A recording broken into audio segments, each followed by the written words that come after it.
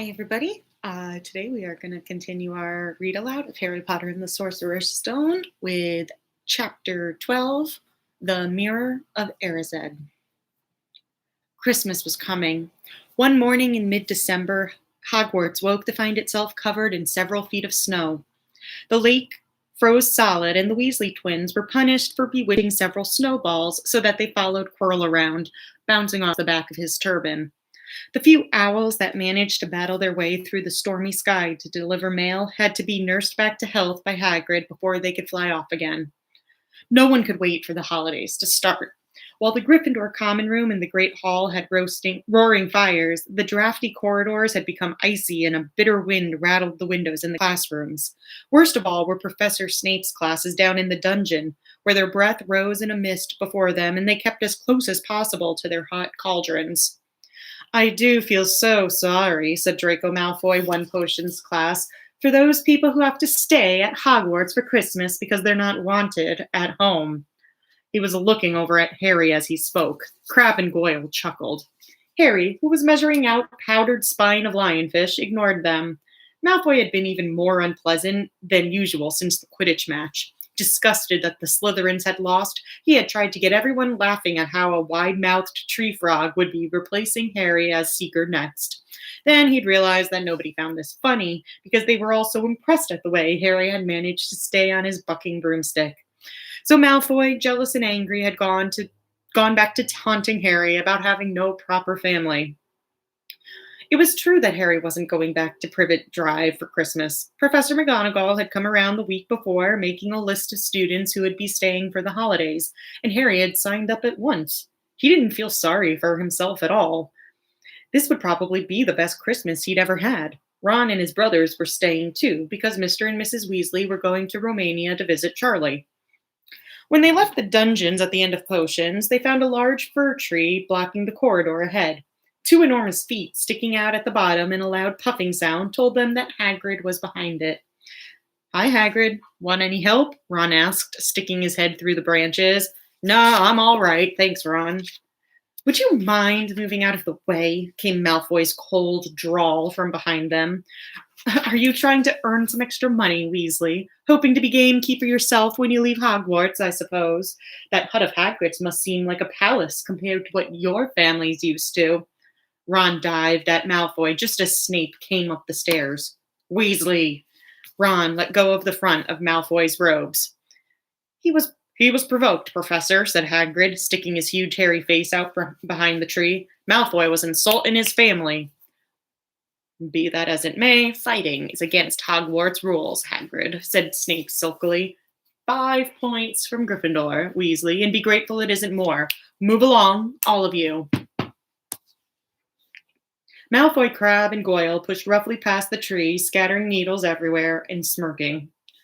"I'll get him," said Ron, grinding his teeth at Malfoy's back. "One of these days, I'll get him." "Ugh, I hate them both," said Harry, Malfoy and Snape. "Come on, cheer up. It's nearly Christmas," said Hagrid. "Tell you what, come with me and see the Great Hall. Looks a treat." So the three of them followed Hagrid off in his tree off to the Great Hall, where Professor McGonagall and Professor Flitwick were busy with the Christmas decorations. "Ah, Hagrid, the last tree. Put it in the far corner, would you?" The hall looked spectacular. Festoons of holly and mistletoe hung all around the walls, and no less than 12 towering Christmas trees stood around the room, some sparkling with tiny icicles, some glittering with hundreds of candles. "How many days you got left until your holidays?" Hagrid asked. "Just one," said Hermione. "And that reminds me, Harry, Ron, we've got half an hour before lunch. We should be in the library." "Oh, yeah, you're right," said Ron, tearing his eyes away from Professor Flitwick, who had golden bubbles blossoming out of his wand and was trailing them over the branches of the new tree. "The library," said Hagrid, following them out of the hall. "Just before the holidays? Bit keen, aren't you?" "Oh, we're not working," Harry told him brightly. "Ever since you mentioned Nicholas Flamel, we've been trying to find out who he is." "You what?" Hagrid looked shocked. "Listen here. I've told you. Drop it. It's nothing to you with that dog's garden." "We just want to know who Nicholas Flamel is, that's all," said Hermione. "Unless you'd like to tell us and save us trouble," Harry added. "We must have been through hundreds of books already, and we can't find him anywhere." Just give us a hint. I know I've read his name somewhere." "I'm not saying nothing," said Hagrid flatly. "Just have to find out for ourselves then," said Ron, and they left Hagrid looking disgruntled and hurried off to the library. They had indeed been searching books for Flamel's name ever since Hagrid had let it slip, because how else were they going to find out what Snape was trying to steal? The trouble was, it was very hard to know where to begin, not knowing what Flamel might have done to get himself into a book. He wasn't in great wizards of the 20th century or notable magical names of our time. He was missing, too, from important modern magical discoveries and a study of recent developments in wizardry. And then, of course, there was the sheer size of the library: tens of thousands of books, thousands of shelves, hundreds of narrow rows. Hermione took out a list of subjects and titles she had decided to search, while Ron strode off down a row of books and started pulling them off the shelves at random. Harry wandered over to the restricted section. He had been wondering for a while if Flamel wasn't somewhere in there. Unfortunately, you needed a specially signed note from one of the teachers to look in any of the restricted books, and he knew he'd never get one. These were the books containing powerful dark magic never taught at Hogwarts, and only read by older students studying advanced defense against the dark arts. "What are you looking for, boy?" "Nothing," said Harry. Madame Pince, the librarian, brandished a feather duster at him. "You'd better get out, then. Go on, out." Wishing he'd been a bit quicker at thinking up some story, Harry left the library. He, Ron, and Hermione had already agreed they'd better not ask Madame Pince where they could find Flamel. They were sure she'd be able to tell them, but they couldn't risk Snape hearing what they were up to. Harry waited outside in the corridor to see if the other two had found anything, but he wasn't very hopeful. They had been looking for 2 weeks after all, but as they only had odd moments between lessons, it wasn't surprising they'd found nothing. What they really needed was a nice long search without Madame Pince breathing down their necks. 5 minutes later, Ron and Hermione joined him, shaking their heads. They went off to lunch. "You will keep looking while I'm away, won't you?" said Hermione, "and send me an owl if you find anything." "And you could ask your parents if they know who Flamel is," said Ron. "It'd be safe to ask them." "Very safe, as they're both dentists," said Hermione. Once the holidays had started, Ron and Harry were having too good a time to think much about Flamel. They had the dormitory to themselves, and the common room was far emptier than usual, so they were able to get the good armchairs by the fire. They sat by the hour, eating anything they could spear on a toasting fork: bread, English muffins, marshmallows, and plotting ways of getting Malfoy expelled, which were fun to talk about, even if they wouldn't work. Ron also started teaching Harry wizard chess. This was exactly like Muggle chess, except that the figures were alive, which made it a lot like directing troops in battle. Ron's set was very old and battered. Like everything else he owned, it had once belonged to someone else in his family, in this case, his grandfather. However, old chessmen weren't a drawback at all. Ron knew them so well, he never had trouble getting them to do what he wanted. Harry played with chessmen Seamus Finnegan had lent him, and they didn't trust him at all. He wasn't a very good player yet, and they kept shouting different bits of advice at him, which was confusing. "Don't send me there. Can't you see his knight? Send him. We can afford to lose him." On Christmas Eve, Harry went to bed looking forward to the next day for the food and the fun, but not expecting any presents at all. When he woke early in the morning, however, the first thing he saw was a small pile of packages at the foot of his bed. "Merry Christmas," said Ron sleepily as Harry scrambled out of bed and pulled on his bathrobe. "You too," said Harry. "Will you look at this? I've got presents." "What did you expect, turnips?" said Ron, turning to his own pile, which was a lot bigger than Harry's. Harry picked up the top parcel. It was wrapped in thick brown paper, and scrawled across it was "To Harry from Hagrid." Inside was a roughly cut wooden flute. Hagrid had obviously whittled it himself. Harry blew it, and it sounded a bit like an owl. A second, very small parcel contained a note. "We received your message and enclose your Christmas present from Uncle Vernon and Aunt Petunia." Taped to the note was a 50-pence piece. "Oh, that's friendly," said Harry. Ron was fascinated by the 50 pence. "Weird," he said. "What a shape. This is money?"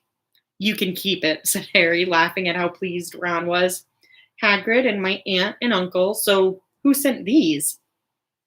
"I think I know who that one's from," said Ron, turning a bit pink and pointing to a very lumpy parcel. "My mom. I told her you didn't expect any presents, and Oh no, he groaned. She's made you a Weasley sweater. Harry had torn open the parcel to find a thick, hand-knitted sweater in emerald green and a large box of homemade fudge. Every year she makes us a sweater, said Ron, unwrapping his own. And mine's always maroon. That's really nice of her, said Harry, trying the fudge, which was very tasty. His next present also contained candy, a large box of chocolate frogs from Hermione. This only left one parcel. Harry picked it up and felt it. It was very light. He unwrapped it. Something fluid and silvery gray went slithering to the floor where it lay in gleaming folds. Ron gasped. I've heard of those, he said in a hushed voice, dropping his box of every flavor beans he'd gotten from Hermione. If that's what I think it is, they are really rare and really valuable. What is it? Harry picked the shining silvery cloth off the floor. It was strange to the touch, like water woven into material. It's an invisibility cloak, said Ron, a look of awe on his face. I'm sure it is. Try it on. Harry threw the cloak around his shoulders, and Ron gave a yell. It is! Look down! Harry looked down at his feet, but they were gone. He dashed to the mirror. Sure enough, his reflection looked back at him, just his head suspended in midair, his body completely invisible. He pulled the cloak over his head, and his reflection vanished completely. There's a note, said Ron suddenly. A note fell out of it. Harry pulled off the cloak and seized the letter. Written in narrow, loopy writing he had never seen before were the following words. Your father left this in my possession before he died. It is time it was returned to you. Use it well. A very Merry Christmas to you. There was no signature. Harry stared at the note. Ron was admiring the cloak. Oh, I'd give it anything for one of these, he said. Anything. What's the matter? Nothing, said Harry. He felt very strange. Who had sent the cloak? Had it really once belonged to his father? Before he could say or think anything else, the dormitory door was flung open and Fred and George Weasley bounded in. Harry stuffed the cloak quickly out of sight. He didn't feel like sharing it with anyone else yet. Merry Christmas! Hey, look, Harry's got a Weasley sweater too. Fred and George were wearing blue sweaters, one with a large yellow F on it, the other a G. Harry's is better than ours, though, said Fred, holding Harry's sweater. She obviously makes more of an effort if you're not family. Why aren't you wearing yours, Ron? George demanded. Come on, get it on. They're lovely and warm.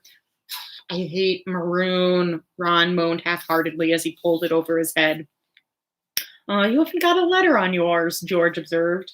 I suppose she thinks you don't forget your name, but we're not stupid. We know we're called Greta and Forge. What's all this noise? Percy Weasley stuck his head through the door, looking disapproving. He had clearly gotten halfway through unwrapping his presents, too, as he carried a lumpy sweater over his arm, which Fred seized. P for prefect! Get it on, Percy. Come on. We're all wearing ours. Even Harry got one. I don't want, said Percy thickly as the twins forced the sweater over his head, knocking his glasses askew. And you're not sitting with the prefects today either, said George. Christmas is a time for family. They frog-marched Percy from the room, his arms pinned to his side by the sweater. Harry had never in his life had such a Christmas dinner. 100 fat roast turkeys, mountains of roast and boiled potatoes,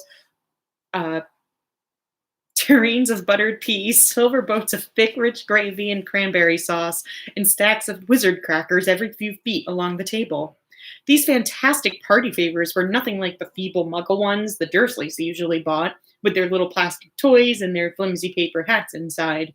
Harry pulled a wizard cracker with Fred, and it didn't just bang, it went off with a blast like a cannon and engulfed them all in a cloud of blue smoke. While from inside exploded a rear admiral's hat and several live white mice. Up at the high table, Dumbledore had swapped his pointed wizard's hat for a flowered bonnet and was chuckling merrily at a joke Professor Flitwick had just read to him. Flaming Christmas puddings followed the turkey. Percy nearly broke his teeth on a silver sickle embedded in his slice. Harry watched Hagrid getting redder and redder in the face as he called for more wine, finally kissing Professor McGonagall on the cheek, who, to Harry's amazement, giggled and blushed, her top hat lopsided. When Harry finally left the table, he was laden down with a stack of things out of the crackers, including a pack of non-explodable luminous balloons, a grow-your-own warts kit, and his own new wizard chess. The white mice had disappeared, and Harry had a nasty feeling they were going to end up as Mrs. Norris's Christmas dinner. Harry and the Weasleys spent a happy afternoon having a furious snowball fight on the grounds. Then, cold, wet, and gasping for breath, they returned to the fire in the Gryffindor common room, where Harry broke in his new chess set by losing spectacularly to Ron. He suspected he wouldn't have lost so badly if Percy hadn't tried to help him so much. After a meal of turkey sandwiches, crumpets, trifle, and Christmas cake, everyone felt too full and sleepy to do much before bed except sit and watch Percy chase Fred and George all over Gryffindor Tower because they'd stolen his prefect badge. It had been Harry's best Christmas day ever, yet something had been nagging at the back of his mind all day. Not until he climbed into bed was he free to think about it. The invisibility cloak and whoever had sent it. Ron, full of turkey and cake and with nothing mysterious to bother him, fell asleep almost as soon as he'd drawn the curtains of his four-poster. Harry leaned over the side of his own bed and pulled the cloak from under it. His father's. This had been his father's. He let the material flow over his hand, smoother than silk, light as air. Use it well, the note had said. He had to try it now. He slipped out of his bed and wrapped the cloak around him. Looking down at his legs, he saw only moonlight and shadows. It was a very funny feeling. Use it well. Suddenly, Harry felt wide awake.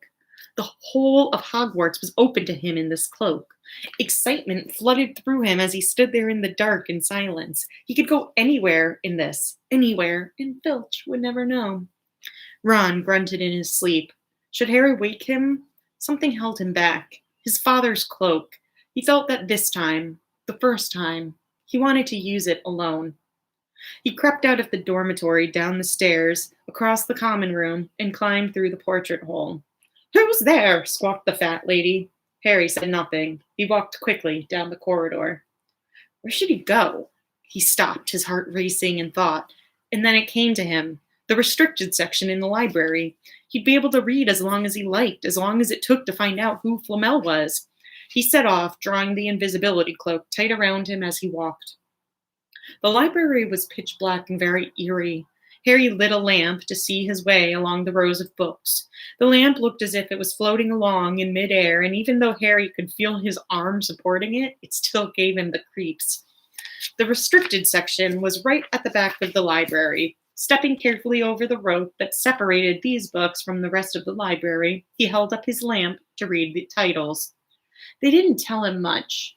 Their peeling, faded gold letters spelled words and languages Harry couldn't understand.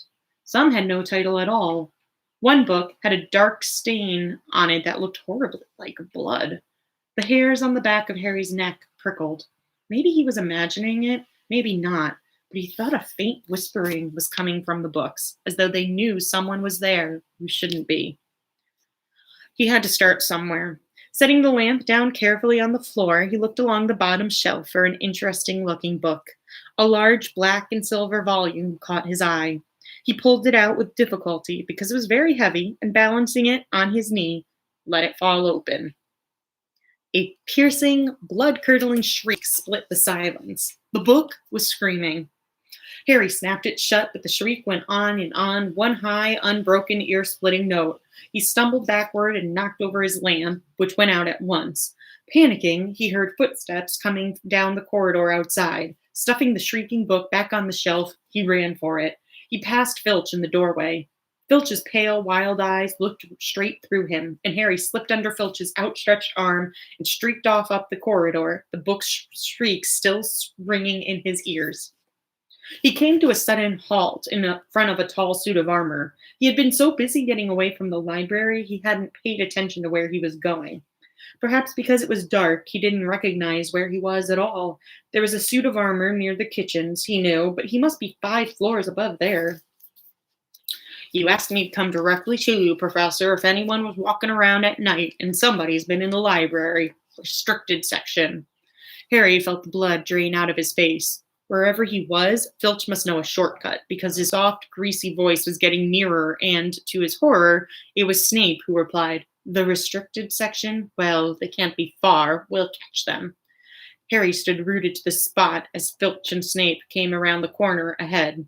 They couldn't see him, of course, but it was a narrow corridor, and if they came much nearer, they'd knock right into him. The cloak didn't stop him from being solid. He backed away as quietly as he could. A door stood ajar to his left. It was his only hope. He squeezed through it, holding his breath, trying not to move it, and to his relief, he managed to get inside the room without their noticing anything. They walked straight past, and Harry leaned against the wall, breathing deeply, listening to their footsteps dying away. That had been close, very close. It was a few seconds before he noticed anything about the room he had hidden in. It looked like an unused classroom. The dark shapes of desks and chairs were piled against the walls, and there was an upturned wastepaper basket. But propped against the wall, facing him, was something that didn't look as if it belonged there. Something that looked as if someone had just put it there to keep it out of the way. It was a magnificent mirror, as high as the ceiling, with an ornate gold frame standing on two clawed feet. There was an inscription carved around the top. Bear with me. Erazed straeru, oed ube, kafruoit on woshi. The panic, fading now that there was no sound of Filch and Snape, Harry moved closer to the mirror, wanting to look at himself, but see no reflection again. He stepped in front of it. He had to clap his hands to his mouth to stop himself from screaming. He whirled around. His heart was pounding far more furiously than when the book had screamed, for he had not seen not only himself in the mirror, but a whole crowd of people standing right behind him. But the room was empty. Breathing very fast, he turned slowly back to the mirror. There he was, reflected in it, white and scared looking, and there, reflected behind him, were at least 10 others. Harry looked over his shoulder, but still no one was there. Or were they all invisible too? Was he in fact in a room full of invisible people, and this mirror's trick was that it reflected them, invisible or not? He looked in the mirror again. A woman, standing right behind his reflection, was smiling at him and waving. He reached out a hand and felt the air behind him. If she was really there, he'd touch her. Their reflections were so close together, but he felt only air. She and the others existed only in the mirror. She was a very pretty woman. She had dark red hair, and her eyes are just like mine, Harry thought, edging a little closer to the glass. Bright green, exactly the same shape. But then he noticed that she was crying, smiling, but crying at the same time. The tall, thin, black-haired man standing next to her put his arm around her. He wore glasses, and his hair was very untidy, stuck up at the back, just like Harry's did. Harry was so close to the mirror now that his nose was nearly touching that of his reflection. "Mom?" he whispered. "Dad?" They just looked at him, smiling, and slowly Harry looked into the faces of the other people in the mirror and saw other pairs of green eyes like his, other noses like his, even an old man who looked as though he had Harry's knobbly knees. Harry was looking at his family for the first time in his life. The Potters smiled and waved at Harry, and he stared hungrily back at them, his hands pressed against the glass as though he was hoping to fall right through it and reach them. He had a powerful kind of ache inside him, half joy, half terrible sadness. How long he stood there, he didn't know. The reflections did not fade, and he looked and looked until a distant noise brought him back to his senses. He couldn't stay here. He had to find his way back to bed. He tore his eyes away from his mother's face and whispered, "I'll come back," and hurried from the room. "You could have woken me up," Ron said crossly. "You can come tonight. I'm going back. I want to show you the mirror." "I'd like to see your mom and dad," Ron said eagerly.